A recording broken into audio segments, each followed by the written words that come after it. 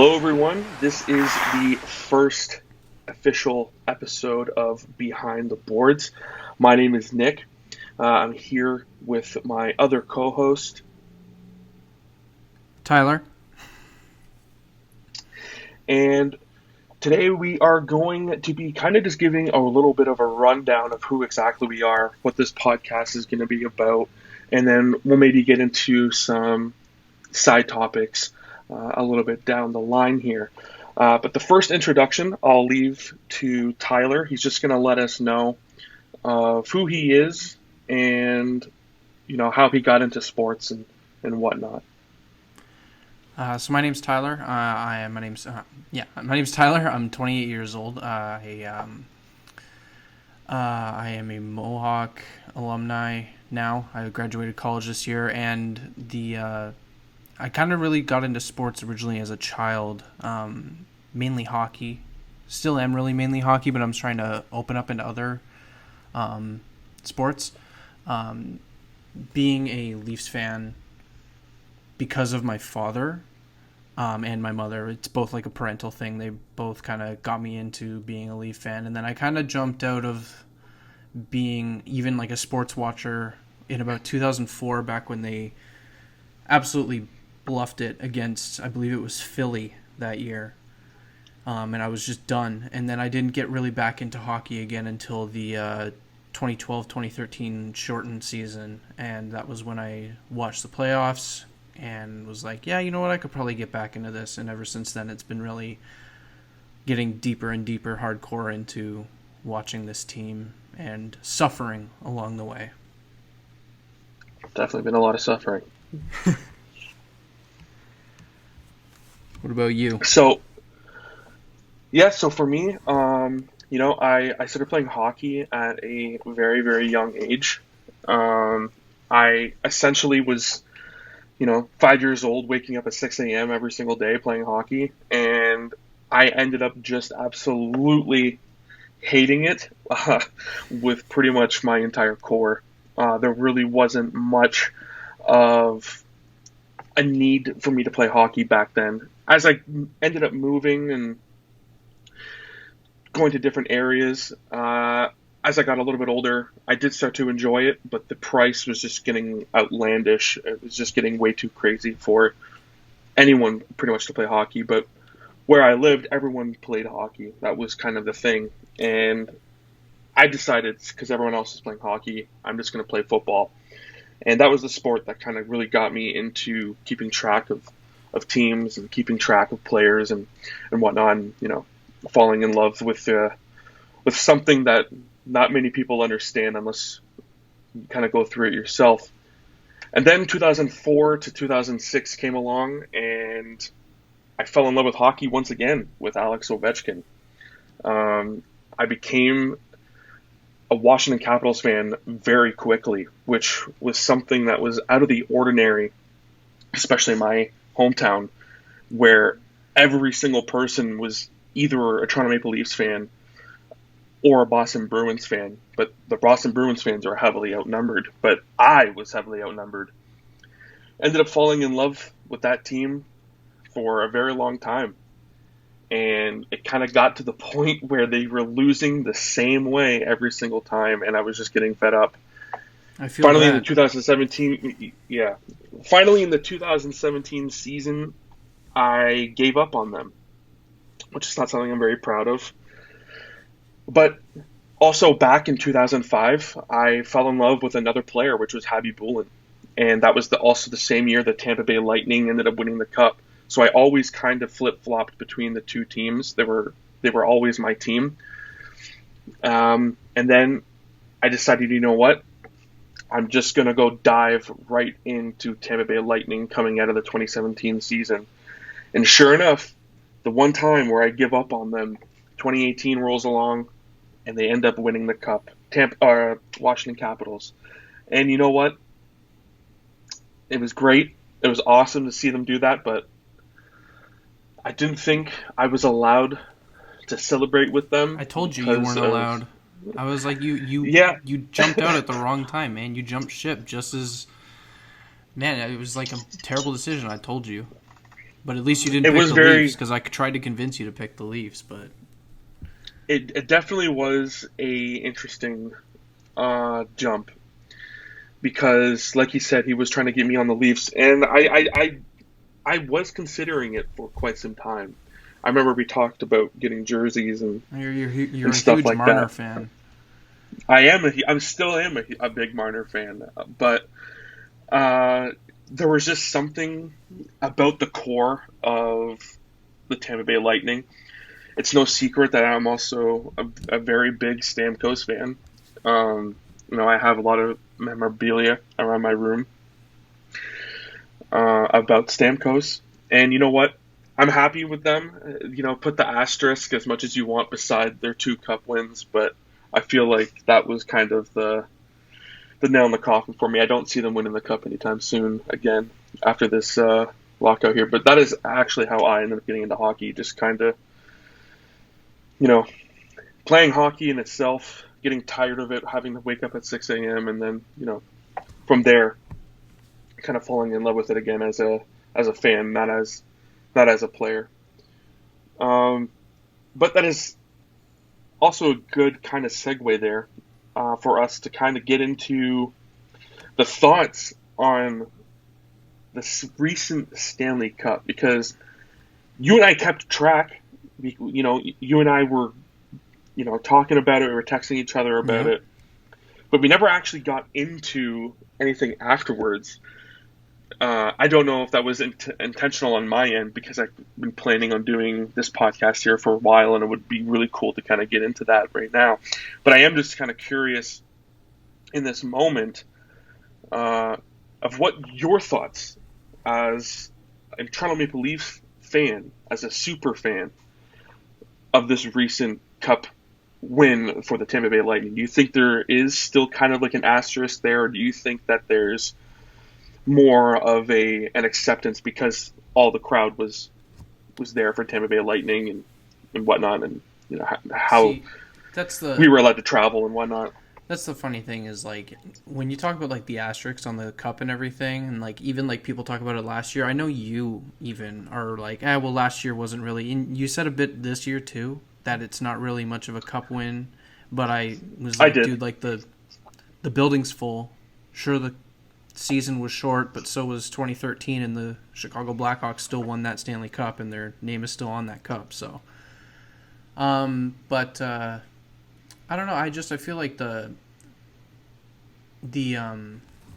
when I was watching, I tried to pretend as much as I possibly could that it was the Leafs, because it's but also a blue and white jersey, so it kind of looks similar as long as I squint. If I squint hard enough, it's gonna look. It looks like the Leafs are lifting the cup, but alas, it's Tampa, which, honestly, like, congratulations to them. They did an amazing job absolutely tearing through the Canadiens, and Kucherov's stuff going on afterwards was just hilarious. Like, how drunk he got, and, like, just, like, and the fact that they dropped the Stanley Cup, too, is just the funniest thing. But, like, absolutely, it happens apparently all the time, so I'm not going to get too shook over it, and it's off to Montreal for repairs. So good on Montreal for still being able to get the cup in their town. And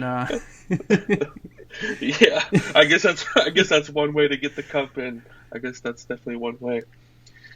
Yeah, for me, I mean, I don't know. This was a very interesting season. I mean, like, because like you just kind of brought up there of me kind of saying, this really isn't a real season. I believe that halfway. Not as much as I did probably going into this regular season, but it was definitely one of those things where, because our two teams weren't able to face off, or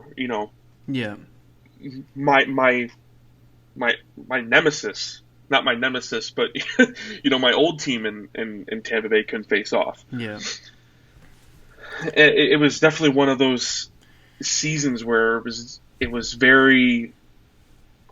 It was weird.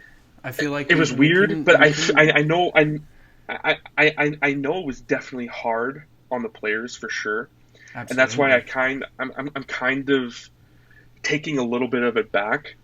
But my issue is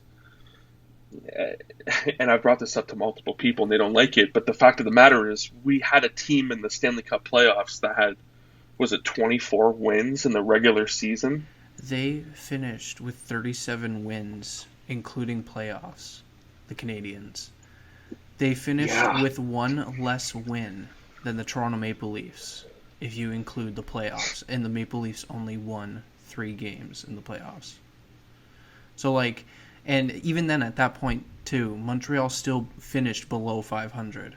So there's not really much of a team there that you can really, like, still, I'm still going to give them full kudos. Like, they went to the Stanley Cup final. They played Tampa to 5 games. They got at least one win out. I didn't think they would get 2. I would have been surprised if they won, but I did not see it happening. Yeah. Tampa's just way too strong. I'm sorry. Vasilevsky is an unreal goalie. Your defense was unreal. And your forward core is just something unlike any other, even though you guys were $18 million over the cap, but I really don't care. If it's allowed, then it's allowed. I'm not too shook about it. Everyone else can cry about it, and people will continue to cry about it, but all I gotta say is Tampa's got 2 rings, and they can stuff them in their ears, and they won't be able to hear the crying about it. So that's how I feel about it, honestly.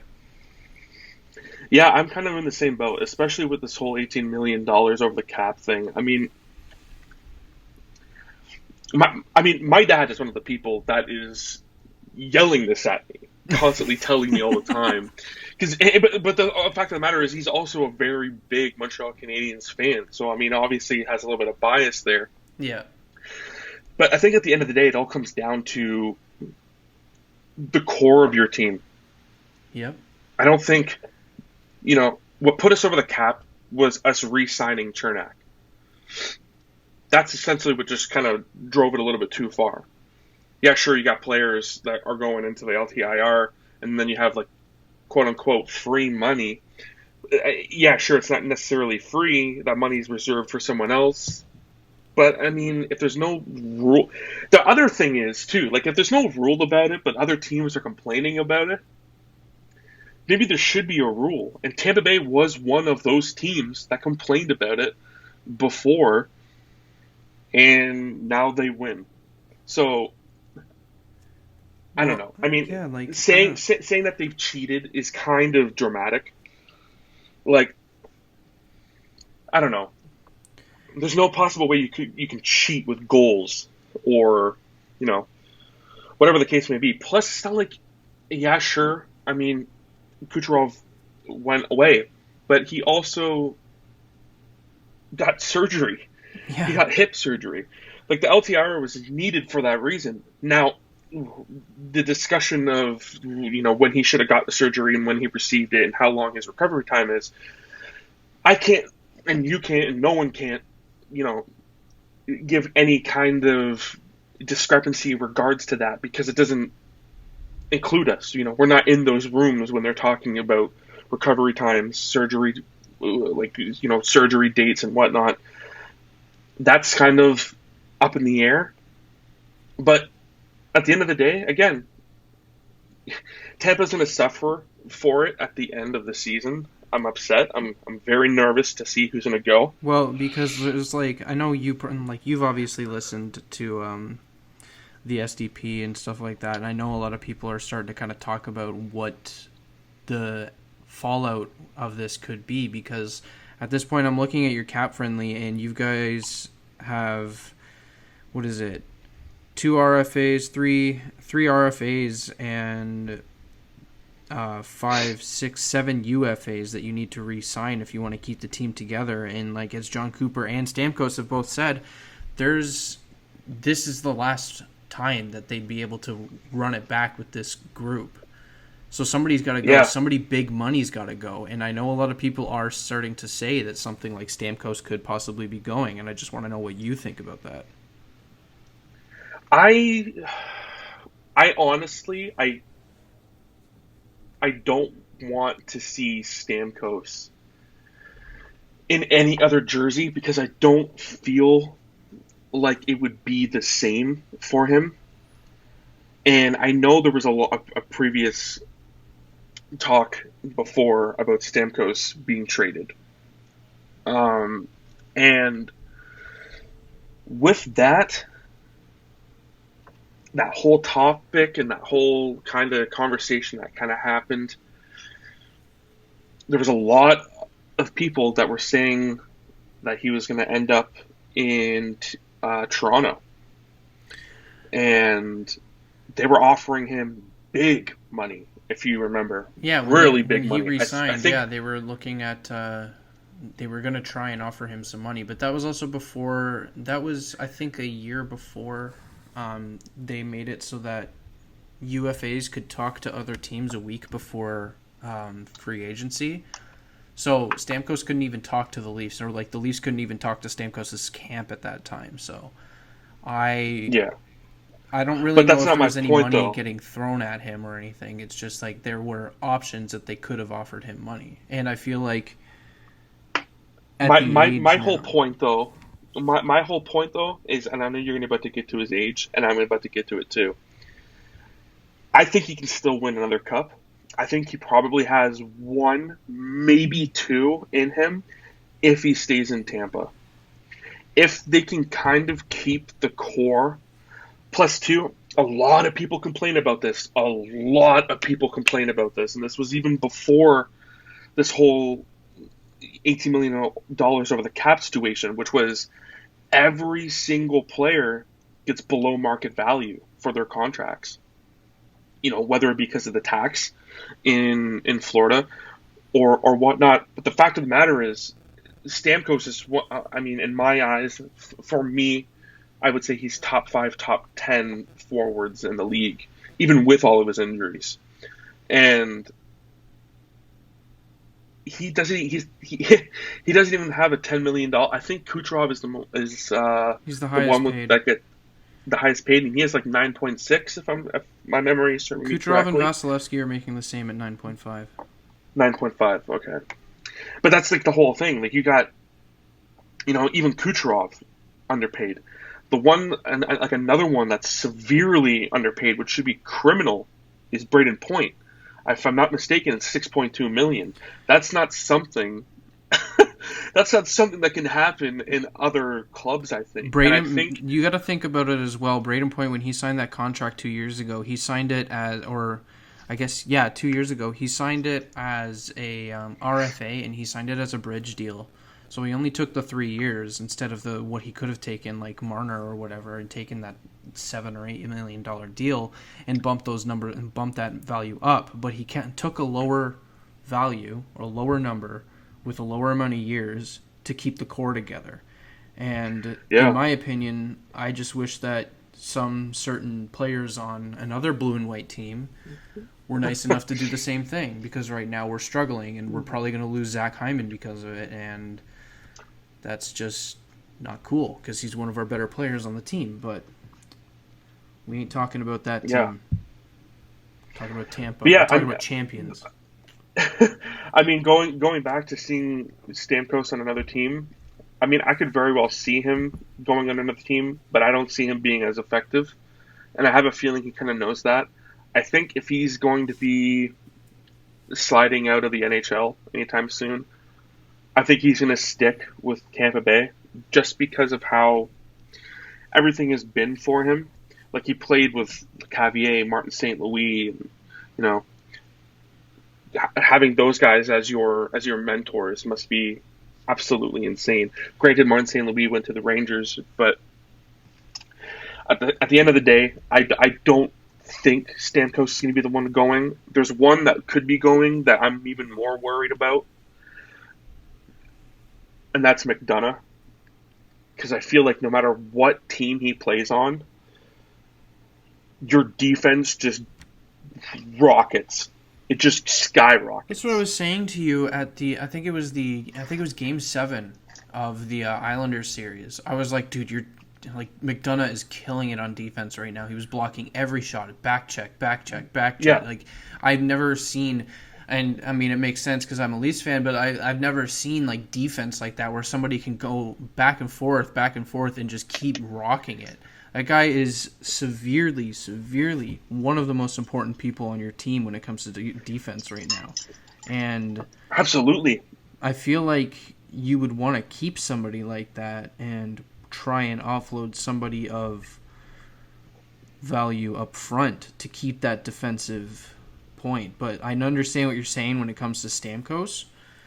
And it's your Breezewall's going to have a lot of work to do this offseason to either try and keep this core together again, or there's going to be some major moves.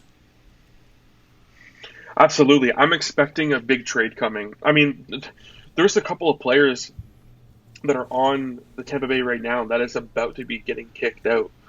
Well, they have until Saturday at 5, I think, to make moves before there's a roster lock before the expansion draft. So if anything's going to get done, we're going to see it before the end of Saturday. Right. I don't know, man. I mean, there's so many players that I love on this team. Like, when I was following the Capitals, well, I mean, you even said this yourself.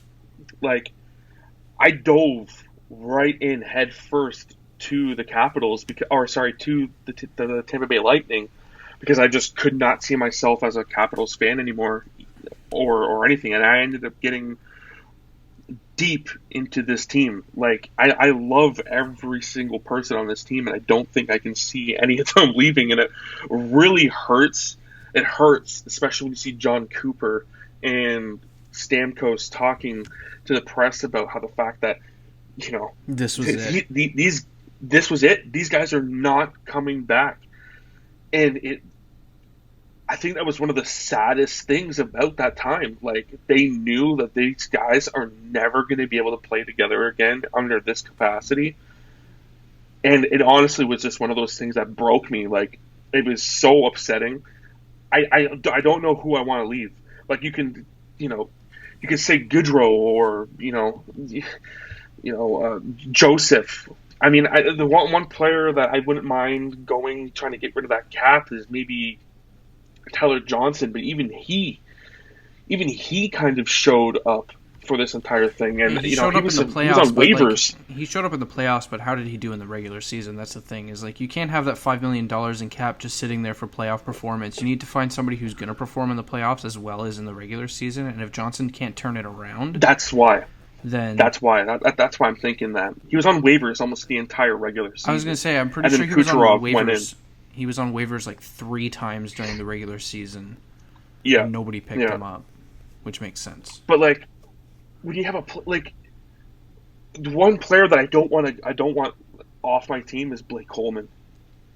Oh my god, I want Blake Coleman so bad. I want him so bad. Please, just trade him. 29 years old. 29 years old, and the guy's making huge plays.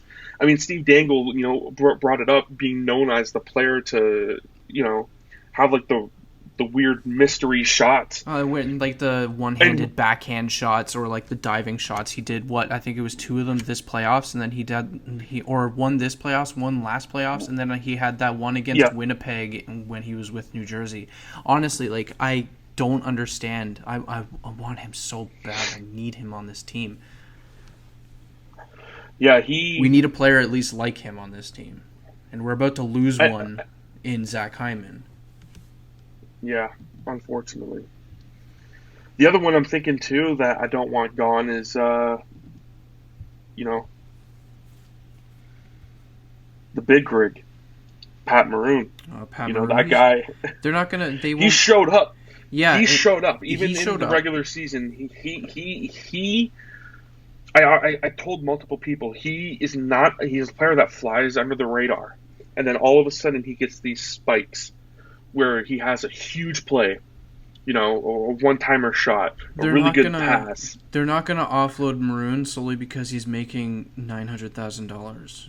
There's no need to offload such a low-cost contract. The only thing is, like, you got to worry about him possibly getting picked up by Seattle. But I don't think that'll happen because he's got a modified no trade clause. Well, that's right. Yes. So again, I don't think he'll get picked off or if he'll get traded because he's only making close to league min. So there's no need to worry about that. It's like players that you're looking to worry about are players like Killorn, Tyler Johnson, as you said, Yanni Gourde. That would be a player that I would hate to lose. That Yanni guy. Gourde's 29 years old. Yeah. Yo, man, I thought he was like 25. But yeah, like Yanni Gourde, like all these players, you're gonna look at being scared to lose. I know there's a fact, no one's gonna. They're not gonna get rid of Point. They're not gonna get rid of Kucherov. I still believe that something around the Stamkos or maybe even Andre Palat. Andre Palat's only got 1 year, $5.3 million on the books. So if you lose him but keep Stamkos, then at least that's that $5.3 million that you guys are over the cap right now on. But yeah, there's not really much that you can. It's going to be tough to see what happens this offseason when it comes to this team. Yeah. And especially because you guys only have. Well, you guys have 3, 4, 5, 6 picks in this year's draft, but all of them are late rounders. You've got a third rounder, and then a fifth, a sixth, and then 3 7s. Mm-hmm. But it's going to be an interesting offseason for Tampa, that's for sure. With the topic of this kind of coming to a close, do you think Montreal can make it back into the playoffs? No. Me neither. And I think this is a big... I think this is one of those things where it kind of makes me still keep that shadow of an asterisk, even beside the cup win for Tampa. And that's because I don't see them in the playoffs ever again for as long as the Price era. Yeah, I'm sorry. Price is making too much, and then you've got Jake Allen on top of that with another 2 point. Like you're spending almost $14 million in cap. Jake Allen didn't play a single game, which I mean is understandable. If he would have came out, if Price would have came out, we would be seeing a trade happen right now. There is no doubt in my mind that Price would be asking for a trade, pulling some Patrick Watt stuff. Well, the whole thing, thing with the Allen signing, or this, and I think it was a signing that he was. Hold on, let me look. Oh, he was traded. The whole thing with the Allen trade was that they acquired him to help Price during the regular season. Price is a good goalie during the regular season, but he's not great. Price turns it on in the playoffs, as we saw. He's always been good once he hits the playoffs. Any sort of big moment games. Playoffs, Olympics, any one of those games, he's always number one. Number one bullshit. Absolutely, I completely agree. He definitely I told my dad and I told other people that are fans of the Canadiens. He is still top 3, top 5 best goalie in the NHL. Yep. Having Carey Price on your team is not a bad thing. No, but having Carey Price on your team with a bad core is a bad thing. Yep. So I feel so bad for him. And this is going to be weird and controversial. I don't know. You'll probably definitely agree with this, but I feel more bad for him than I do for Leaf fans not being able to make it past the first round. I know that stings. But if you think about it, he had so much pressure throughout the entire time that he's been in the NHL, which has been, 15 years? Yep. And now he gets to the finals, and they face off a team against Tampa Bay Lightning. You can't tell me that if it was any other team in the finals other than Tampa, that Montreal would have lost. Montreal would have If it wasn't Tampa, I'm pretty sure. Like if they were facing off the Islanders, I'm almost positive they would have won. They would have won. Islanders have no scoring. Montreal had great effort, but I think the problem was, and again I explained it a couple of times. There's a big difference of coming in, adding big name players, Gallagher, Perry, blah blah blah blah blah blah blah blah blah. But when you have a core like Tampa Bay that have played together for so long that know where they're going to be every moment. I think it was 5% of last year's team was gone. There's not many players that are on the Tampa Bay Lightning this roster. No, right I feel like I could look at both rosters and these are both identical rosters. Whereas with exactly. Montreal, you've got you might find a couple. Who fucking Price and Gallagher are the only long-time signed Canadians at this point. And then you've had Weber for a few years now. And I think the important thing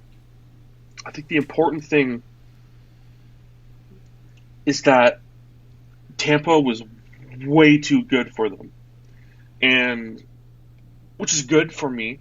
I'm happy about that. But at the end of the day, when I calm down from my celebrations with Tampa Bay Lightning, and I look at the Montreal Canadiens, I think, okay, well, what can you do now? What can you do now coming in to this next season? Can you guys make it back to the playoffs? You guys scraped through. Well, I want to tell you let's be honest. I want to tell you the names of the players that the Canadiens have signed in through to next year. Okay, so they've got Brendan Gallagher.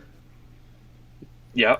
Josh Anderson, Tyler Toffoli, Paul Byron, Caulfield, Nick Suzuki, Jake Evans. That's on forward. Wow. Defense, you've got Shea Weber, Jeff Petrie, Ben Sherratt, Joel Edmondson, Brett Kulak, Alexander Romanov, and then Price and Allen. That's also not including the fact that they have a previous Tampa Bay Lightning player, Jonathan Drouin, on injury reserve. I don't know if you've heard, he went to IR because he's dealing with some mental issues. He's got some mental health issues that he's going through right now. So that's something that he's dealing with. And to keep in mind, they've got Arturi Lehkonen and Jesperi Kotkaniemi, who are both RFAs and are ready to get deals done. Wow. They still need to re-sign, and they still need to re-sign their top center, Philippe Deneau, who rejected a $5 million 6-year deal last year, an extension. So now he's going to probably get a pay raise because they made it to the Cup final. And then you've got... Or he's going to get traded. Well, it's either he re-signs or he goes to free agency and then signs wherever he wants. They got to re-sign Joel Armia, Corey Perry, if they want Eric Stahl, but I don't think so because he was absolutely garbage. That is one player. Corey Perry... that is one player for me that I just can't. I don't see. People say that you would like him if he was on your team. Yeah. And he is one player that I don't think I would still like.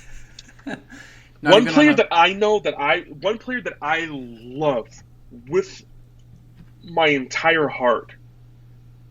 And again, this is going to be one of those controversial things. Maybe it's because I was a previous Caps fan. Are you going to say Wilson? But it's Tom Wilson. Yes. Yeah. He is a classic goon. He gets under people's skin, big hits. He can also put up questionable points hits, too. But he can also put up points. And that's the important thing. Granted, Corey Perry is a goal scorer. And Corey Perry is good in the playoffs, and that's when you need him for. That's why you only pay him $900,000 like you did last year. Yeah, but I don't see. I don't see what the need for him was in like why the Canadiens had to pick him up. I mean, I don't know. I'm not a GM. I'm not a coach. I'm not, consistently watching the Montreal Canadiens play. I only watched 5 games, and I didn't even watch their previous games. Yeah. Because I honestly did not think they were going to go as far as they did. But hey, whatever. I don't think anybody did. I just don't see a need for someone like that. But I mean, hey, if you like him, you like him. You don't. I mean, I feel like that's kind of how it is. I feel like it's like Rush. You either love them or you don't. There's no in between. Side note for the Canadiens as well. All those players that I listed that aren't signed, so like Perry, Armia, Deneau, Stahl, Tatar, Lehkonen, Kokkonen, and then you've also got John Merrill, Gustafsson, and whatnot. They only have $14.5 million in cap space to try and bring these players back.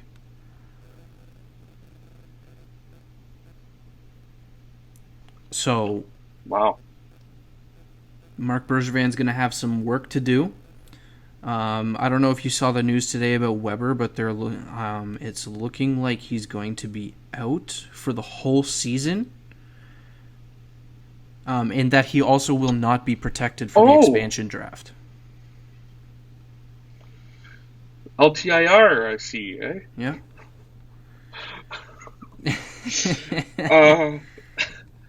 You know what? I have a feeling because of this year, going back on that topic, I have a feeling that what's going to end up happening is something different is going to be changing.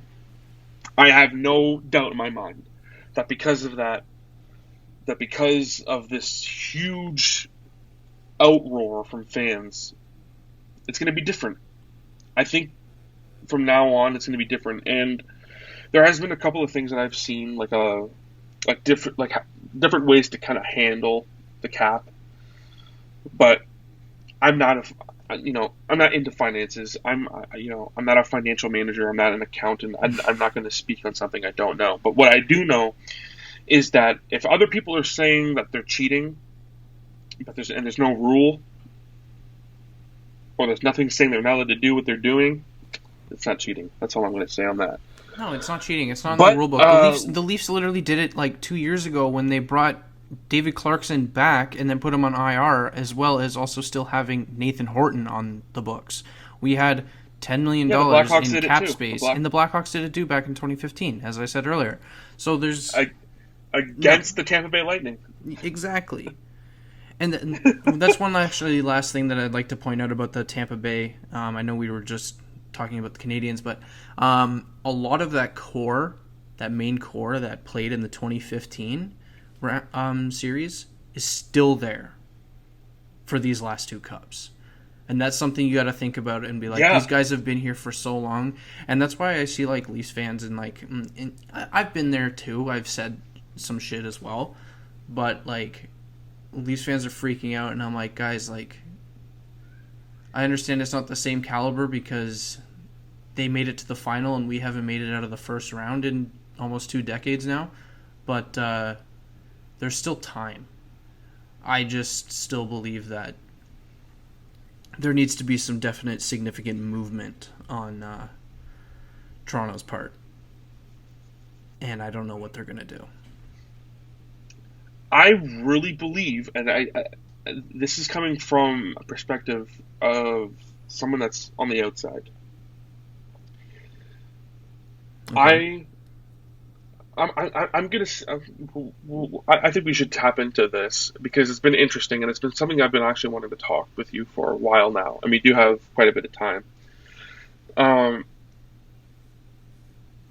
With the Tampa Bay Lightning, a lot of people say that the core guys came from Yzerman, and that's exactly what happened. Yzerman ended up making big moves, got some of the best players, in my opinion, but also got very lucky with some players, Braden Point being one of them. Yep.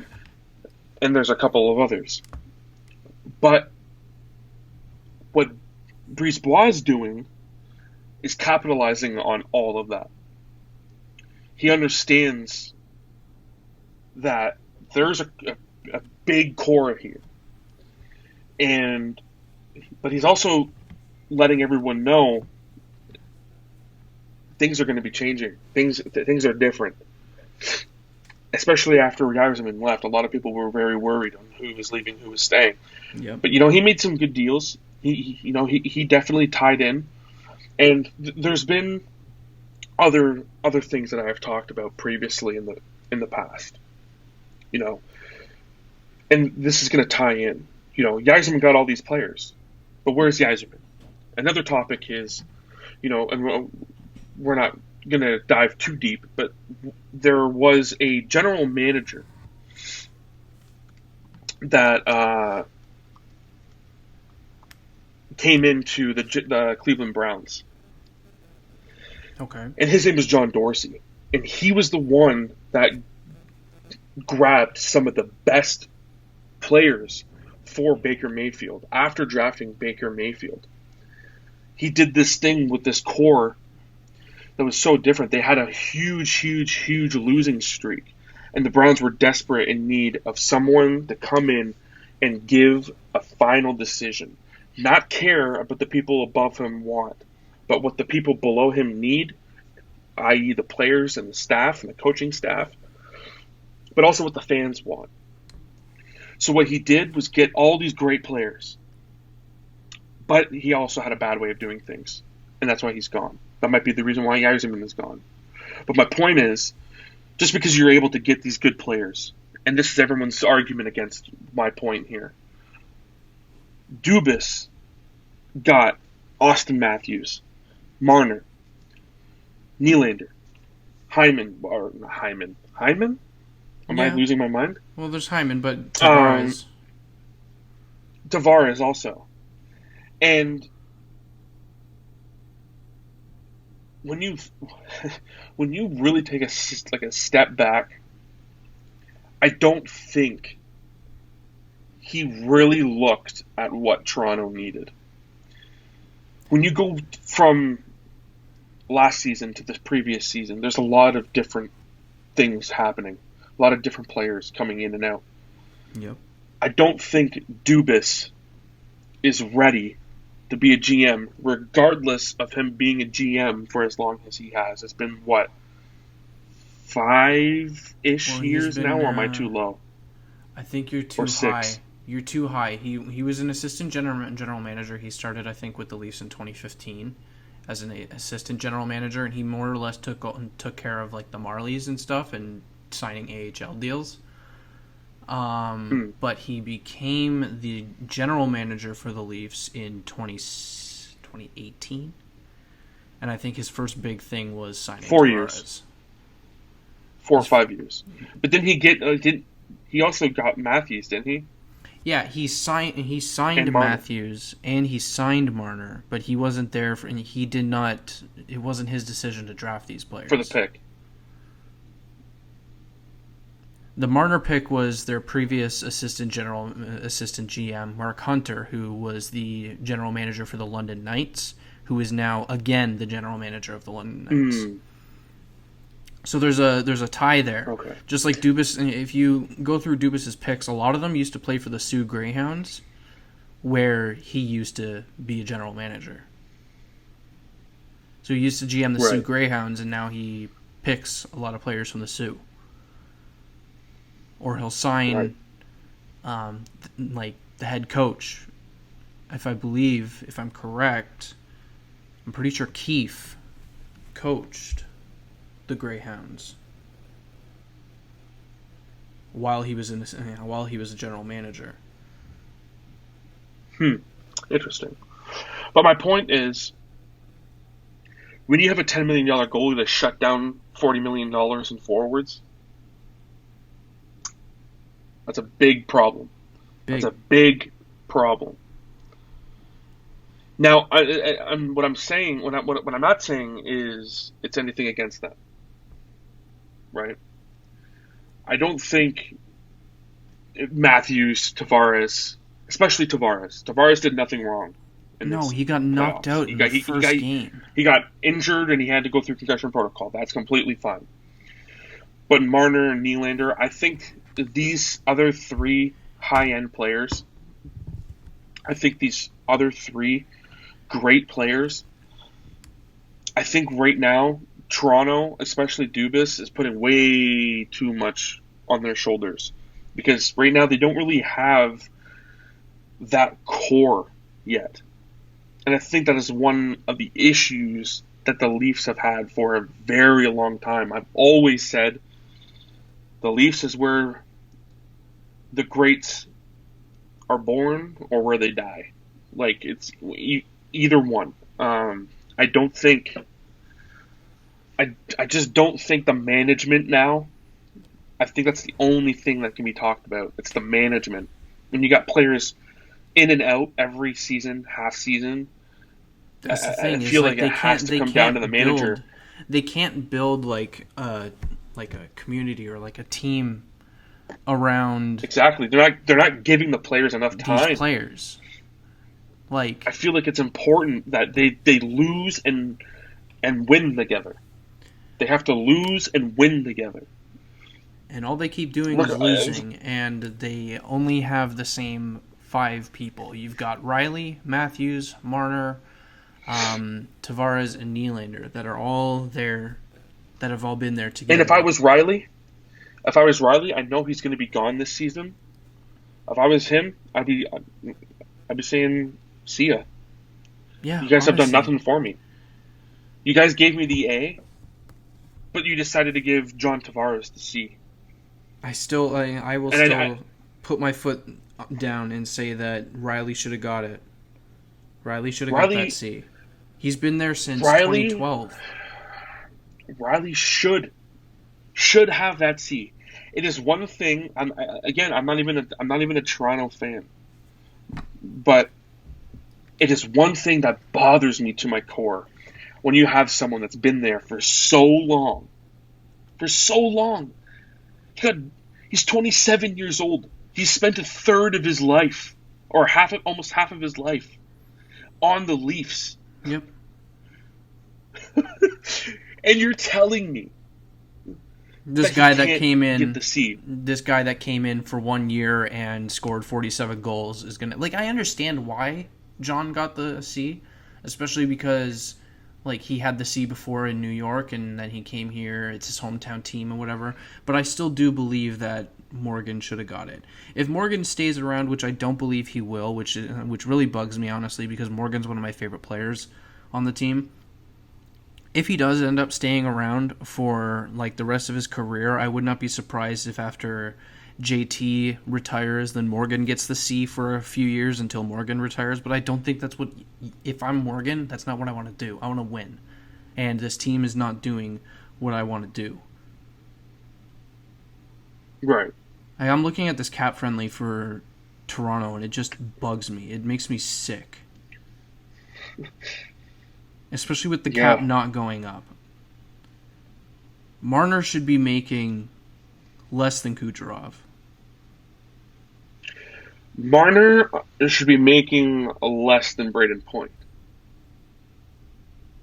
Like, yeah, because Point's a center, right? Point's a center, right? Point is a center. Yeah, so, yeah, Marner should be making less. Matthews, you keep. Matthews and Tavares deserve $11 million. Yes. I believe that to my core. Austin Matthews, I know I talked about it throughout the season, but Austin Matthews is definitely a top 3, top 5 goal scorer in the NHL. Yep. Will he get up there with Ovechkin? I don't know. He could get close. It could get close depending on how long he stays, how long his body is able to handle it. That's one thing with Ovechkin, right? His body has been great for him. He's in great health. And that's enabling him to get close.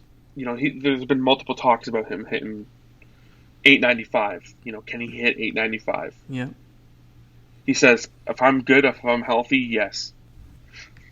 But regardless of that, Austin Matthews is still a great goal scorer. And I feel like getting rid of him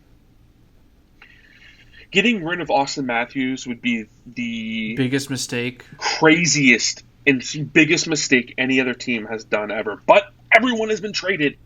Yep. I'm not even going to say Gretzky was traded, but Duncan Keith was just recently traded. When Duncan Keith was just traded, and then the day after, Ryan Suter gets bought out. The day after, they find that Nick Leddy could also just be re-signed, or like could be signed through free agency.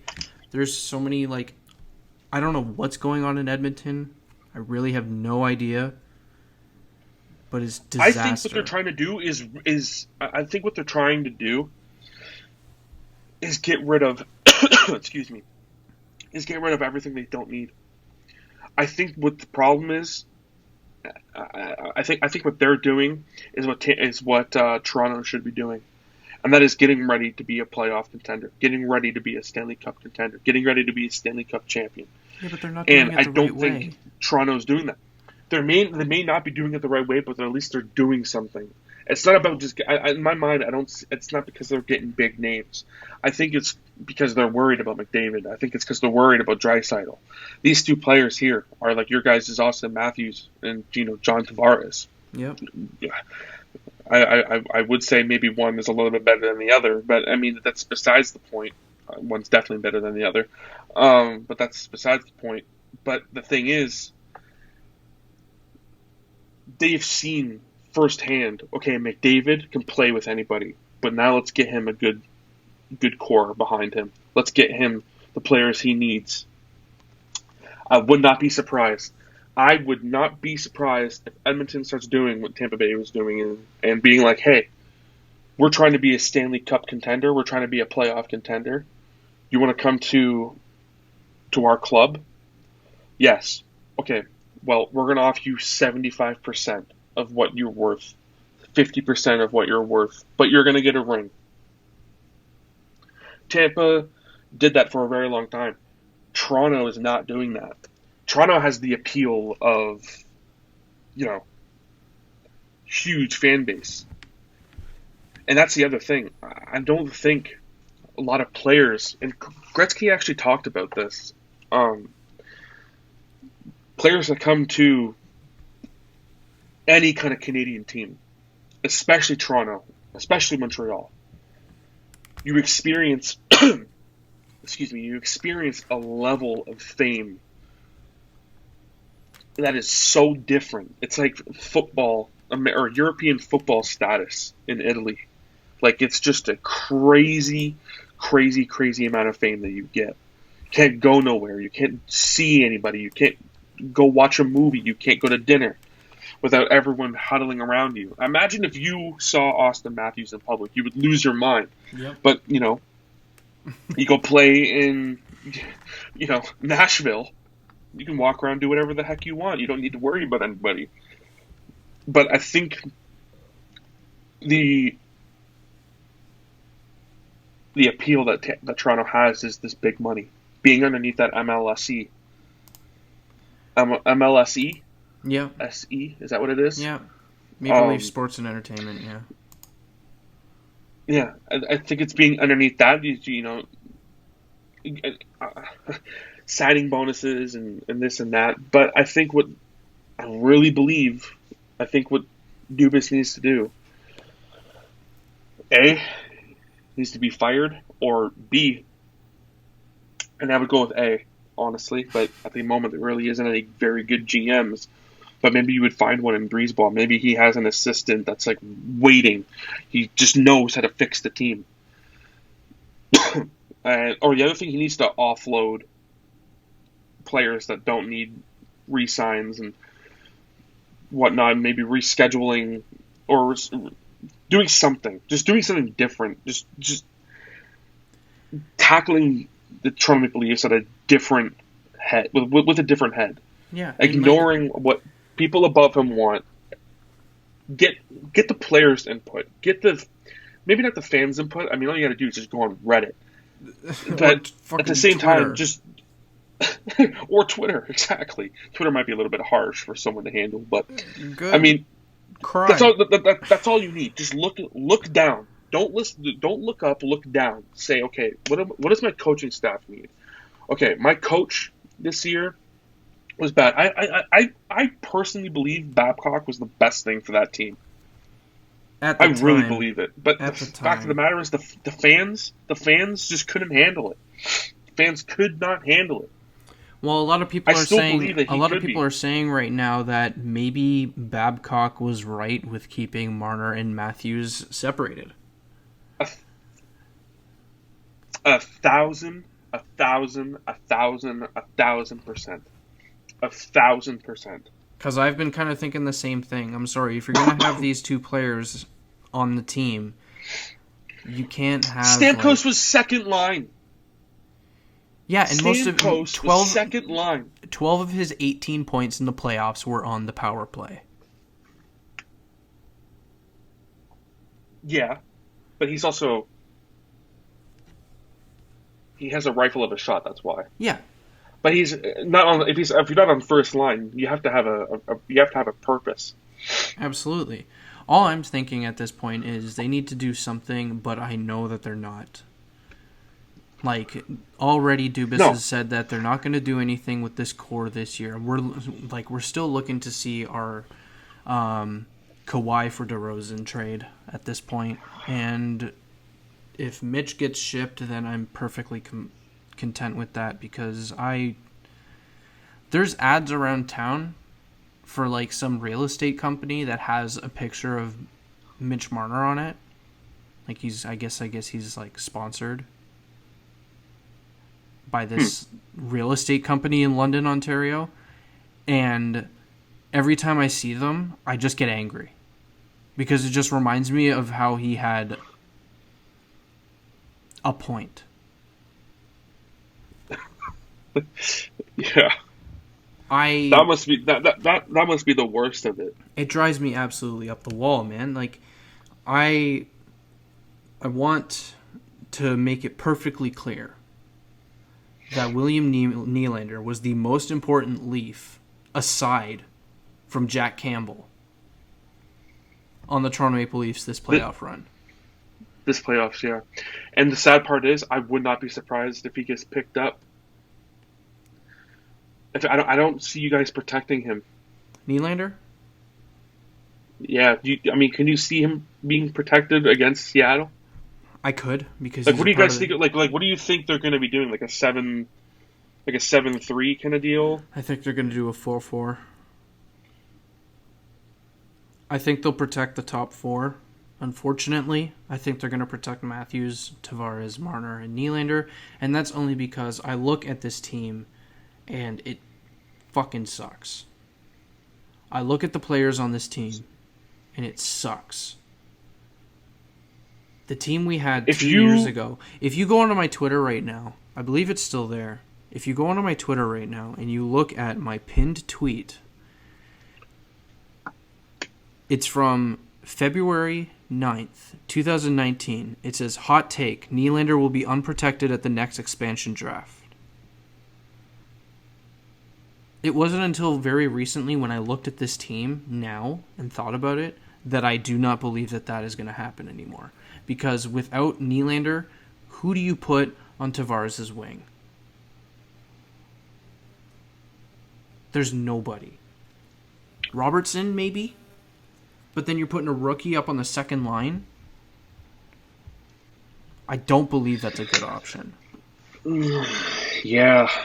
I don't even know. Like, it's just a mess.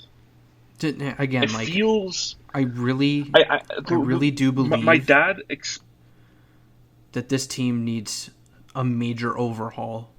I would not be surprised if this team is a wild card team next season when it comes to making the playoffs.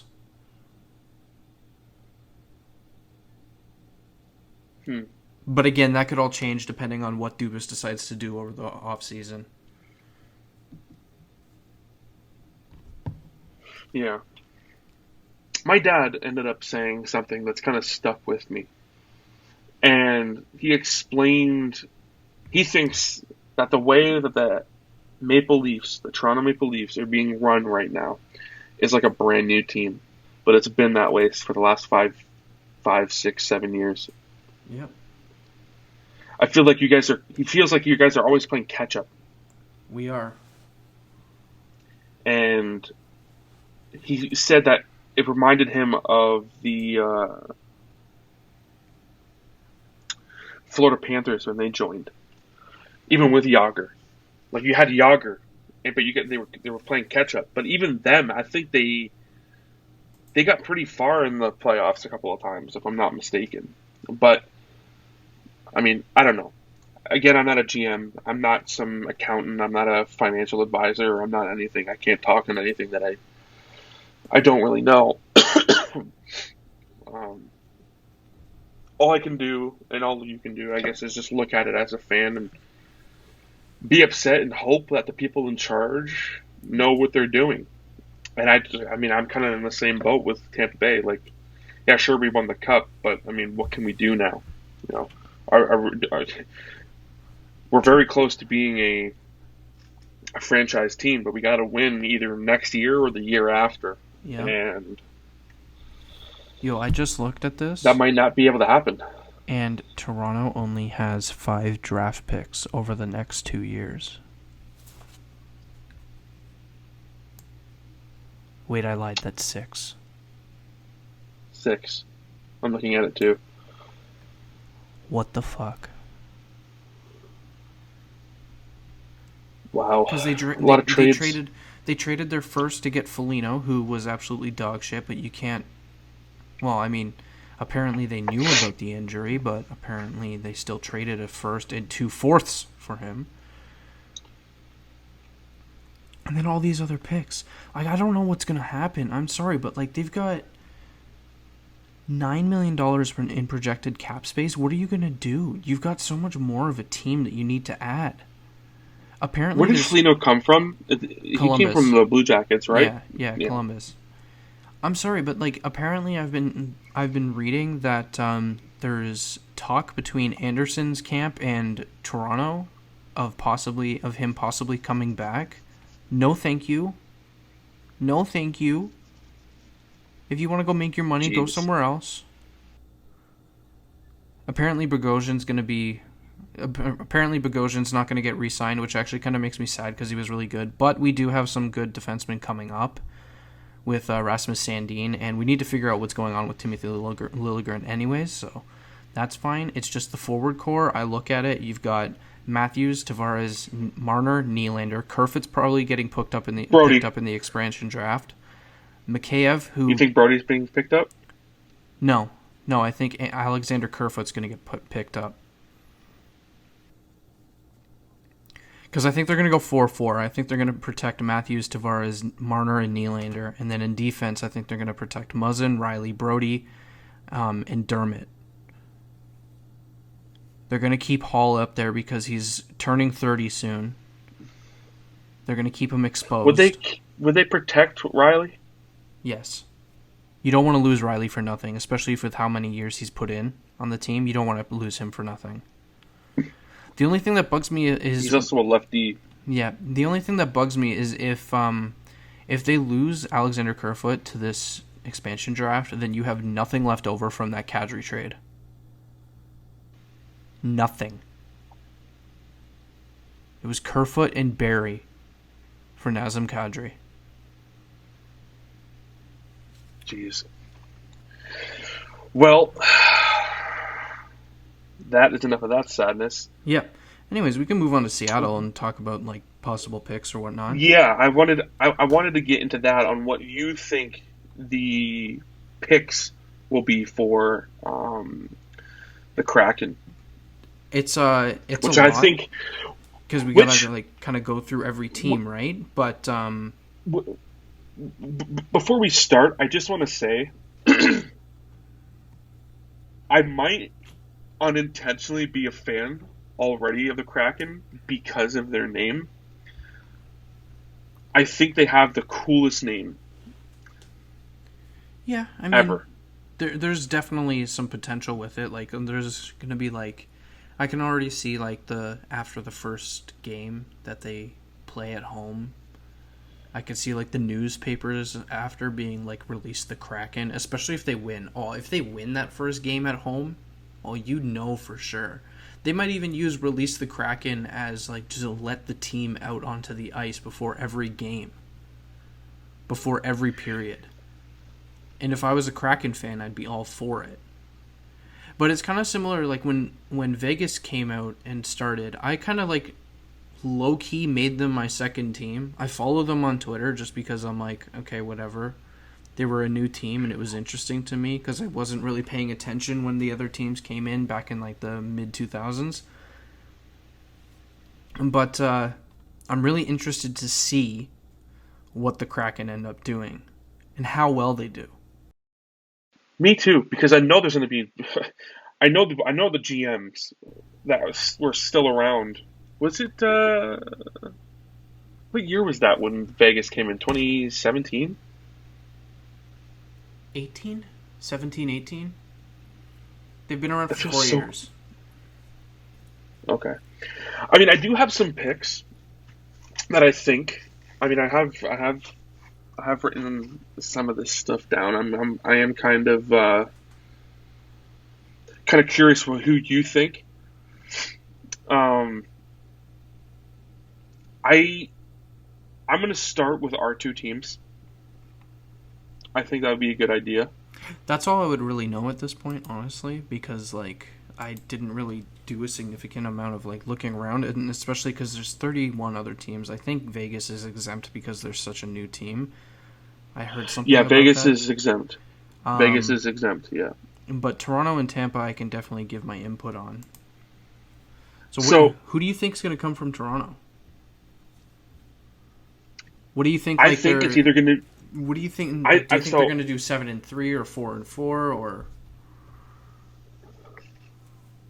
I flip flopped a couple of times. I think they might be on that 7-3 thing. Really? But I think the players that are going to be gone, because there's too many players on our team that have no movement clause. You know, it's kind of outlandish at this point. When you really look at Tampa Bay Lightning, they can't take Kucherov, they can't take Stamkos, they can't take Palat, they can't take Yanni Gourde, they can't take Tyler Johnson, but I'm going to get to that.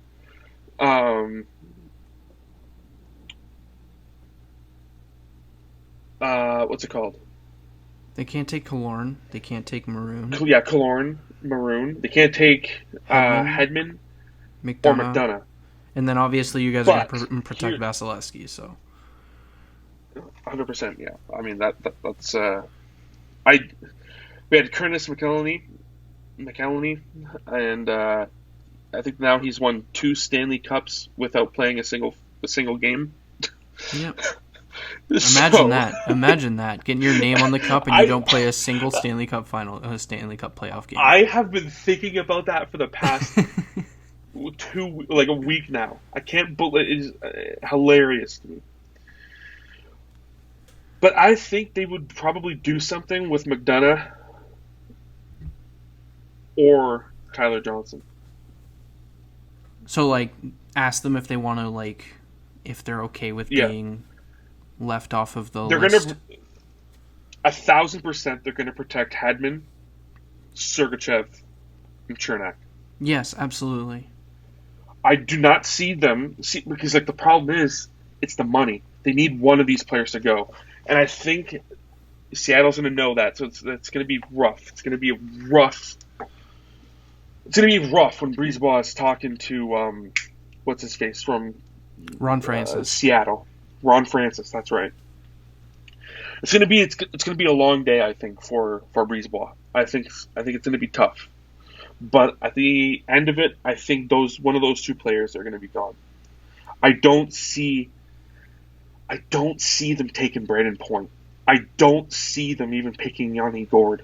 I don't see them even taking Cirelli, which would be great on any team. Cirelli would be great on any team. He's a fantastic center. Yeah, especially and then the other one, Killorn. I don't see him. I just don't see him being taken.